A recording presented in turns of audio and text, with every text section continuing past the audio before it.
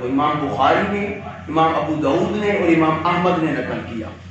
اور امام بخاری شریف بہذا لفظ البخاری، یہ الفاظ بخاری کے حدیث کے، اور امام بخاری نے جلد 1 صفحہ نمبر 455 455 حدیث مبارکہ نمبر 1290 1290، یہ صحیح حدیث مبارکہ. آپ سنیں کیا الفاظ ہے. حضور کے غلام، آقا کے خادم، جو 10 سال حضور کی خدمت میں رہے، حضرت انس بن مالک رضی اللہ تعالیٰ عنہ، آپ اس حدیث کے راوی ہیں. آپ بیان کرتے ہیں انس بن مالک رضی اللہ تعالیٰ عنہ کان غلام یہودی یختم النبی صلی اللہ علیہ وآلہ وسلم. انس بن مالک بیان کرتے ہیں ایک یہودی لڑکا تھا، یہودی تھا، مسلمان بھی نہیں تھا. وہ کون تھا؟ سب بولیں کون تھا؟ مسلمان نہیں تھا، ابھی اس نے کلمہ نہیں پڑھا تھا. وہ یہودی لڑکا حضور کی خدمت کرتا تھا، آپ کی چوکھٹ میں، آپ کی بارگاہ میں، آپ کی صحبت میں بیٹھتا تھا اور حضور کی خدمت کرتا تھا. اب روایات میں آتا ہے خدمت وہ کیا کرتا تھا. مسلمان نہیں تھا، جہاد کے لیے تو نہیں جاتا تھا، تبلیغ دین کے لیے جب صحابہ کرام کو حضور بھیجتے تھے فلاں فلاں علاقوں میں، وہ تو نہیں جاتا تھا. پھر وہ کیا خدمت کرتا تھا؟ پھر وہ خدمت کیا؟ روایات میں آتا ہے کہ اس کی خدمت یہ تھی کہ جب حضور وضو کے لیے آپ نے وضو فرمانا ہوتا، اٹھتے تھے تو وہ دوڑ کر جاتا، حضور کے لوٹے مبارک کو، وضو والے برتن کو پکڑ لیتا، حضور کو وضو کراتا تھا. اور دوسرا عمل، جب حضور کسی غلام کے گھر جاتے، کسی معاملے کے لیے گھر جاتے، جب مسجد سے حضور باہر نکلنے لگتے تو وہ یہودی لڑکا دوڑ کر بھاگ کر حضور کے نالین مبارک سیدھے کرتا، حضور نالین مبارک پہنتے تھے اور چلتے تھے. یہ خدمت تھی اس کی. یہ حدیث کے الفاظ، امام بخاری اس کو روایت کرتے ہیں اور انس بن مالک راوی ہے، نقل امام بخاری نے کیا. خدمت کیا تھی اس کی؟ 2 کام کرتا، ایک حضور کو وضو کراتا اور دوسرا حضور کے نالین مبارک سیدھے کرتا. یہ 2 کام، یہ خدمت ہے اس کی. اب کیا ہوا کہ فماردا، وہ بیمار ہو گیا، طبیعت اس کی خراب ہو گئی. آتاہ النبی صلی اللہ علیہ وآلہ وسلم یعودہ، آقا علیہ السلام کو خبر دی. حضور نے پوچھا کہ میرا جو عاشق بیٹھتا تھا، میرا خادم نظر نہیں آتا، یا رسول اللہ وہ تو بیمار ہو گیا. حضور نے فرمایا اٹھو. آپ جماعت صحابہ کو، جتنے صحابی بیٹھے تھے حضور کی بارگاہ میں، آپ نے ان کو لیا اور اس غلام کا، اپنے عاشق کا پتہ کرنے کے لیے اس کے گھر تشریف لے کر گئے. اس کا اب حال دیکھیں، اس کی محبت یہ تھی کہ وہ حضور کے جوڑے سیدھے کرتا اور پانی وضو کراتا تھا. حضور کی وفا دیکھیں، میرے آقا اپنے غلاموں کو ساتھ لے کر اس عاشق کے گھر جا رہے ہیں. ادھر ہمیں بھی میسج دیا کہ ہر کسی سے محبت کرنی ہے.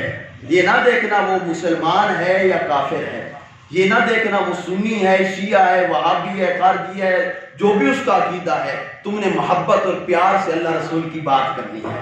تم انسانیت کی طرف تمہیں دیکھنا ہے. ہمیں درس دیا. اور کیا، جب حضور اس کے گھر میں تشریف لے کر گئے، حدیث کے الفاظ یعودہ، عیادت کے لیے گئے تو آپ اندہ رأسہ ہی، اس کے سر، جو جس طرح اس کا سر تھا اس طرح حضور بیٹھ گئے، سر کی طرف آپ بیٹھتے تھے.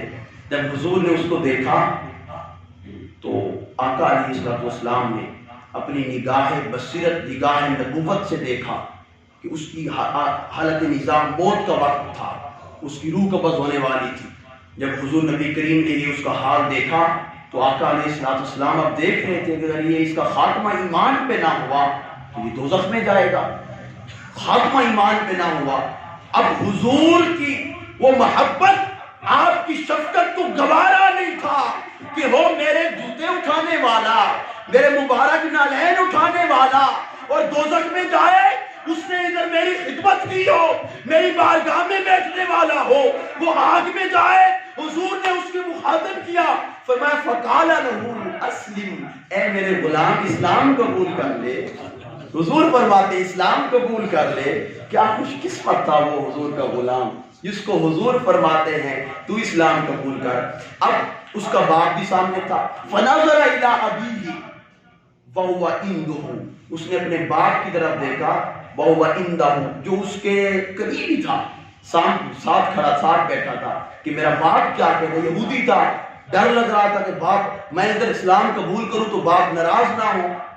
جب باپ کی طرف ایسے نظر اٹھائی باپ نے اس کی طرف دیکھا، ادھر کائنات کے سردار کی طرف دیکھا تو آگے سے باپ جواب دیتا ہے، باپ بولتا ہے فقال لہو، باپ اسے کہتا ہے اپنے بیٹے کو، اتی ابوالقاسم، اے میرے بیٹے سوچتا کیا ہے، ادھر ادھر کیا دیکھتا ہے، محمد بن عبداللہ، رب کے محبوب، کائنات کے سردار، امام الانبیاء، ہر کسی کے گھر جا کر اسلام نہیں قبول کرواتے، اسلام کی دعوت نہیں دیتے، ہر کسی کے جا کر اللہ رسول کی بات نہیں کرتے، ہر کسی کے جا کر اپنا کلمہ نہیں پڑھاتے، سوچ نہیں، دیر نہ کر، جلدی سے محمد بن عبداللہ کے ہاتھ پہ اسلام قبول کر لے۔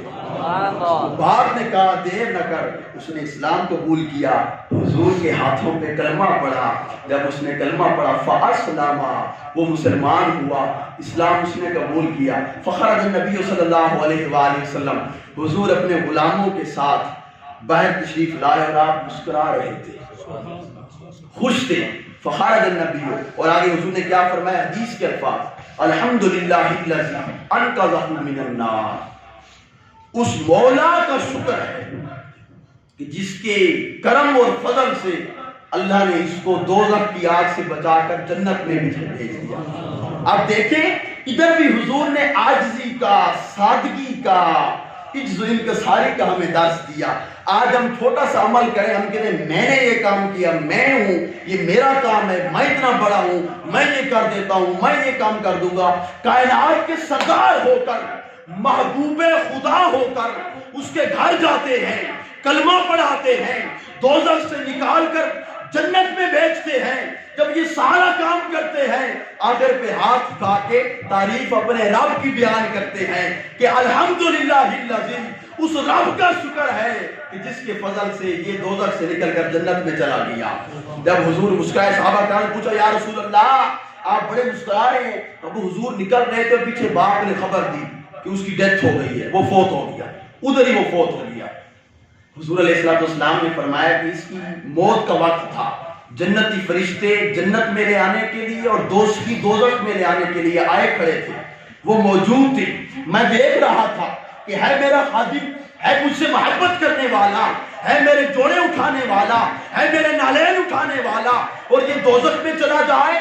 جب میں نے کلمہ پڑھایا دوزخی فرشتے چلے گئے، جنتی فرشتے آئے اور اس کو استقبال کے ساتھ اس کی روح نکال کے جنت میں مولا کے پاس لے کر گئے۔